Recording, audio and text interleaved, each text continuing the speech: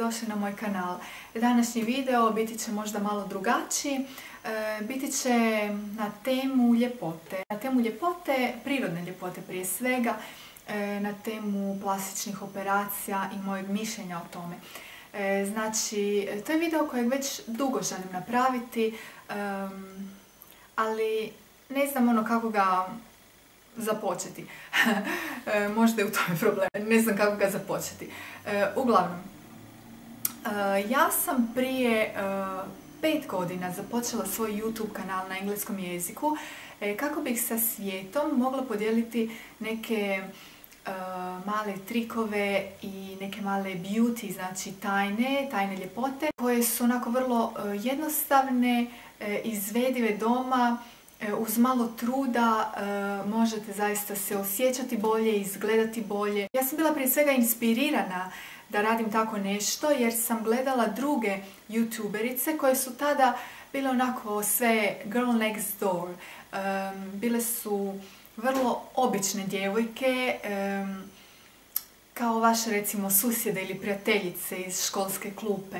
I to me jako inspiriralo, znači to je bilo nešto sasvim drugačije od novina, od televizije, od onog što vam neki standardi ljepote žele nametnuti. A na YouTube-u to su bile realne cure, znači sa malim nedostacima, ali opet sa puno vrlina i ti recimo možda mali nedostaci koje ja ne bih niti nazvala nedostatke, nego možda samo nisu se uklapali u neke standarde ljepote koje nam, ne znam, neki svijet mode želi nametnuti.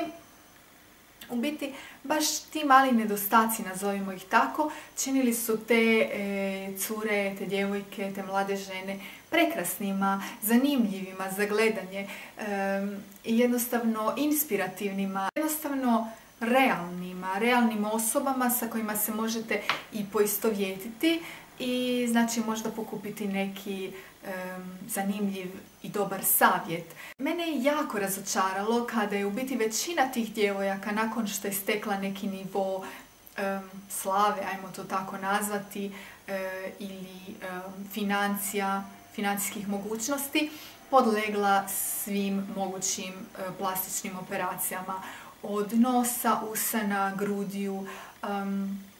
Mislim da na taj način su počele promicati isto u biti što promiče televizija i što promiču novine. I u biti davati krivu inspiraciju mladim ljudima i mladim djevojkama koje prate njihove kanale.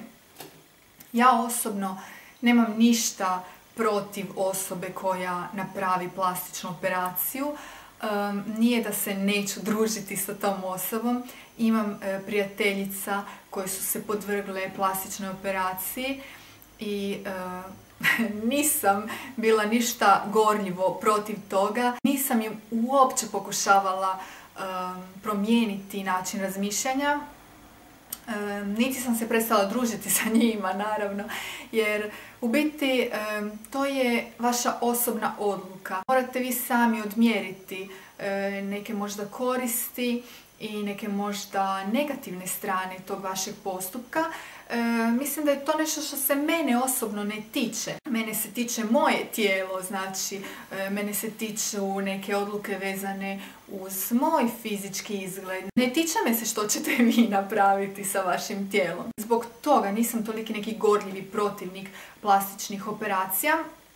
Ali s druge strane, ukoliko me pitate moje mišljenje jest da sam protivnik tome osobno i mislim da jako puno ljudi danas shvaća plastične operacije kao da je to otići, ne znam, do lokalne parfumerije i kupiti, ne znam, neki novi beauty proizvod ili novi parfem ili novu podlogu za lice. Mislim, doslovno ima ljudi koji na to tako gledaju, idem sad po novi nos ili idem po nove usne ili idem po nove obraze. Ne znam, to mi je tako nekako nerealno, čudno.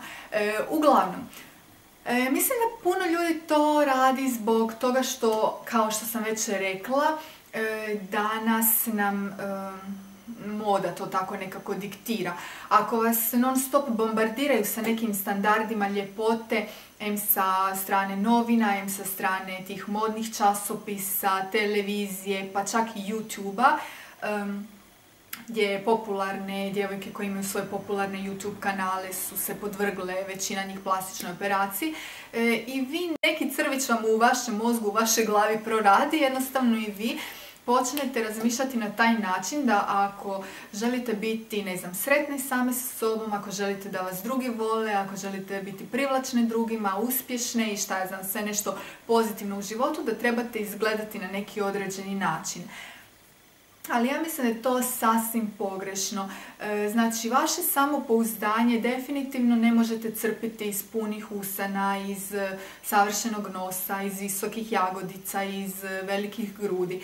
Mislim, samopouzdanje je nešto u biti što dolazi iznutra. Nešto što mora doći iznutra i na tome trebate raditi. Morate zavoliti vaš odraz u ogledalu. Trebate raditi na svom tijelu, ali i na svom duhu. Samopouzdanje je nešto što se vjerojatno stiče iskustvom.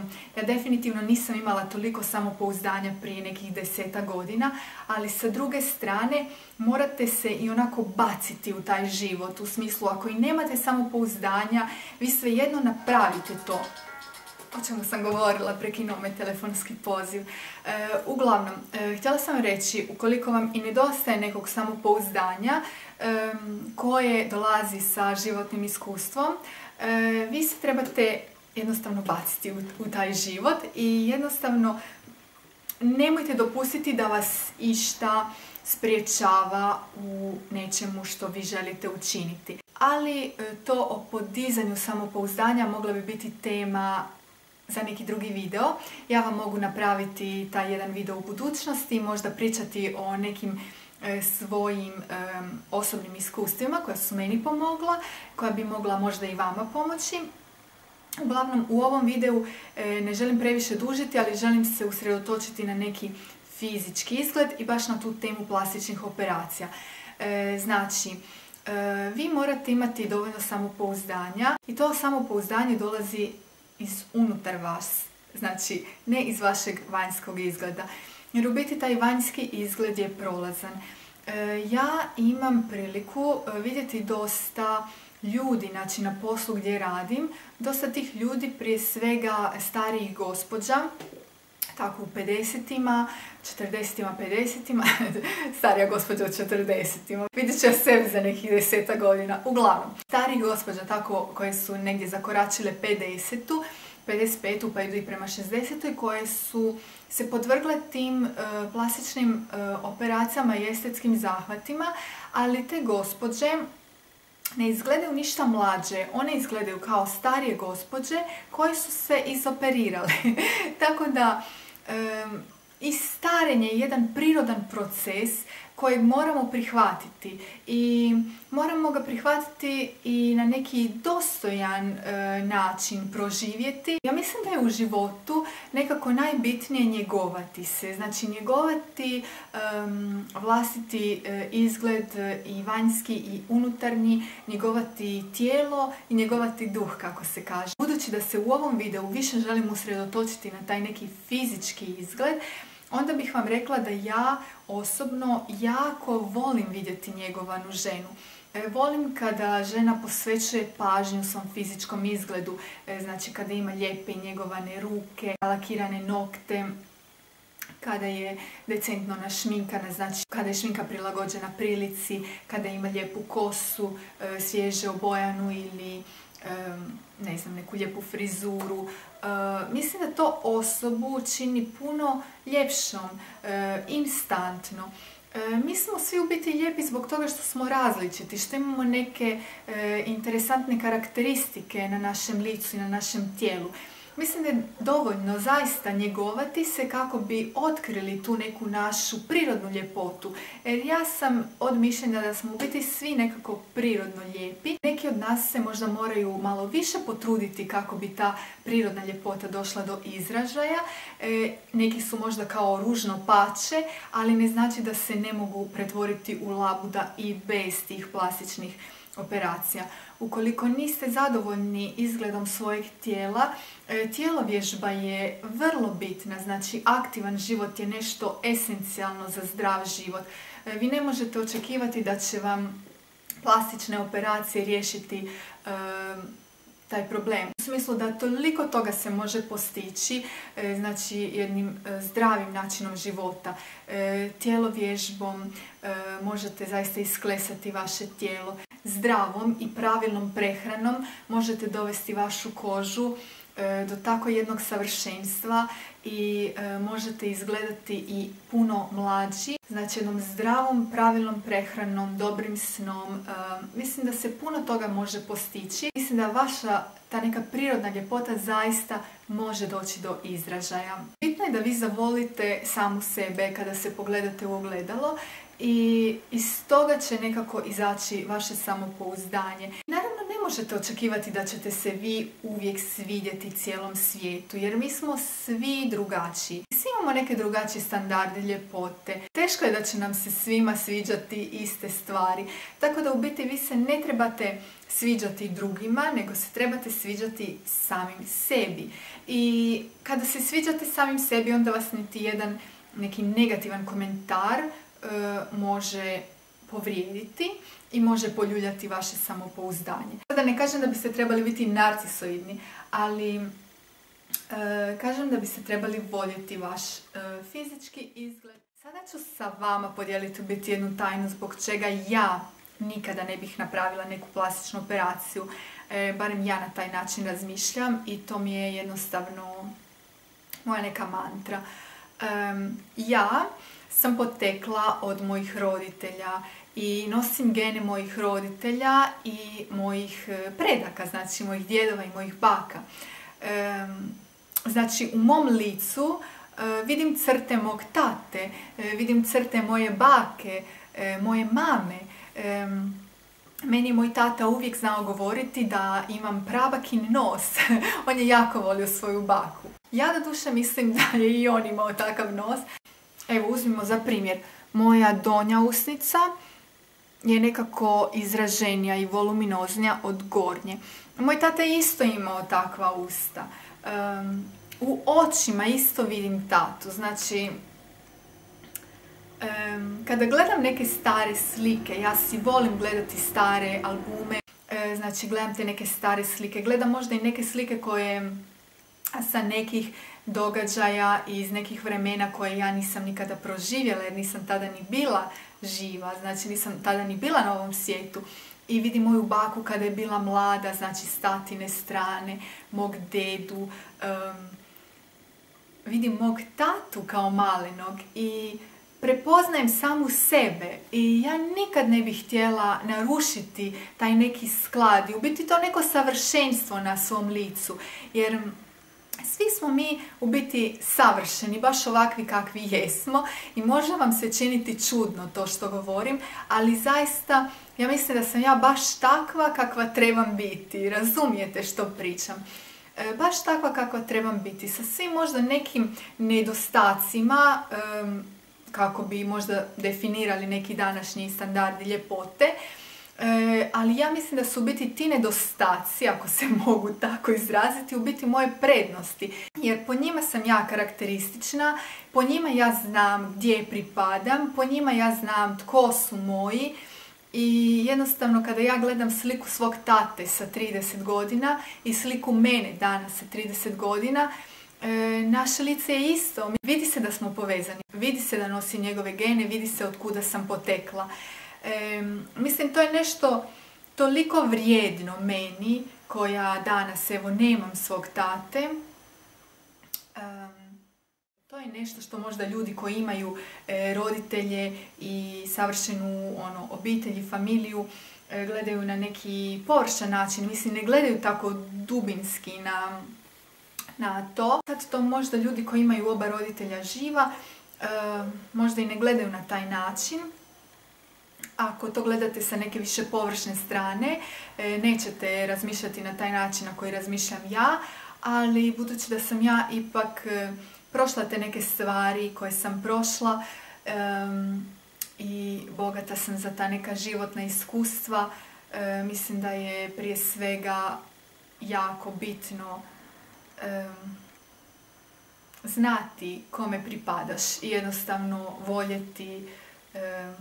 voljeti svoju obitelj. To je možda neki drugi način razmišljanja, ja ne znam da li ste ikada čuli tu motivaciju. S druge strane mogu vam naravno govoriti i o vrlo realnom strahu od boli.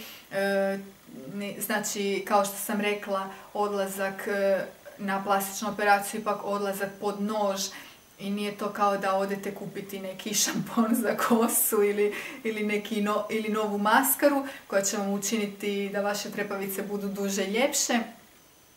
Znači, odlazak pod nož uvijek sa sobom nosi neke mogućnosti posljedica, komplikacija, uvijek postoji mogućnost komplikacija. Vaše tijelo treba vremena da se oporavi. S druge strane, pobornik sam tih plastičnih operacija u estetske svrhe ukoliko je neko bio u nekoj nesreći ili je neko rođen sa nekim baš vidljivim defektom, ali baš defektom, ne govorim sada o nekoj stvari koja ne zadovoljava neke trenutne standarde ljepote, nego ukoliko se radi o vidljivom defektu. Mislim da na taj način se puno može pomoći jednostavno psihi osobe i zašto ne, dapače u tim situacijama je plastična operacija poželjna. I moja prijateljica koja je imala jednu automobilsku nesreću bila je podvrgnuta plastičnoj operaciji i mislim to je bilo nešto neophodno. Tako da, eto, to su vam moji stavovi, moja razmišljanja. Ja mislim da je u jednom trenutku YouTube zajednica krenula u jako dobrom smjeru, ali nažalost u zadnjih godina je i to nekako krenulo nizbrdo. Ali evo, nadam se da će vam ovaj moj video, ova moja iskrena razmišljanja zaista pomoći i nekako otvoriti neke poglede na život i na svijet, jer u biti u životu je bitno proživjeti ga, živjeti, biti sretan i ne znam, nekako naučiti voljeti samog sebe, jer na kraju krajeva mislim da je najbitnije što vi mislite o samim sebi, ne što drugi misle. I mislim da treba zaista živjeti jedan aktivan život, jedan zdrav život, jedan sretan život ako je to moguće, ili barem raditi na tome da živimo jedan sretan život svaki dan. Definitivno se ne žurite u te neke odluke, znači plastične operacije kada ste mlađi, zbog toga što, kao što sam rekla, neko životno iskustvo se stiče godinama i ja se definitivno nisam osjećala lijepom prije nekih 10 godina. Imala sam neki period kada sam se osjećala toliko ružnom da se nisam mogla pogledati u ogledalo koliko sam se ružnom osjećala. Jednostavno sam bila u tako nekoj fazi da nisam mogla smisliti samu sebe. Doslovno sve na mom licu je bilo pretjerano čudno i jednostavno neprihvatljivo meni samoj. Ali i te neke stvari se u biti pobijede i kao što sam vam rekla, jednostavno morate se baciti u život. Što sam ja učinila kada sam se tako osjećala? Prijavila sam se na natječaj ljepote. Eto, iskreno to sam napravila. Tako da, to su neka iskustva koja vam jednostavno promijene taj neki vaš način gledanja na život i na svijet. I mogla bih vam još o tome pričati, ali mislim da će video biti predugačak, tako da ukoliko vam se svidjela ova tema, dajte mi jedan like, palac gore. Pa možda će biti još videa na tu temu. Ukoliko imate neko posebno pitanje ili neku temu koju biste željeli da obradim, javite mi. Ako mogu, ja ću podijeliti moje iskustvo i moja mišljenja sa vama. Nisam psiholog, nisam neki stručnjak, ali mislim da dosta realno u biti gledam na svijet i da vam mogu podijeliti par mudrih savjeta. Sad na vama je ukoliko ih želite slušati ili ćete se nasmijati dobro na sve ovo što sam vam rekla, ali ja ostajem pri svome i mislim da je to nekako najbitnije.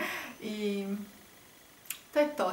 Da završimo video, poanta cijele ove priče je da ne slijedite druge, već budite svoji i zacrtite si neki svoj put, idite njim, kročite tom stazom. Ukoliko drugi žele, pridružit će vam se na tom putu. Ukoliko ne, znate kamo idete.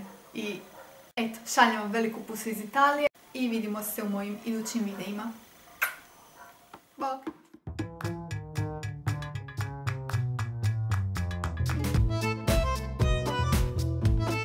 U današnjem videu pokazati ću vam jedan hair tutorial sa Kiko Makeup Milano Hair Shadow, to je sjenilima za kosu.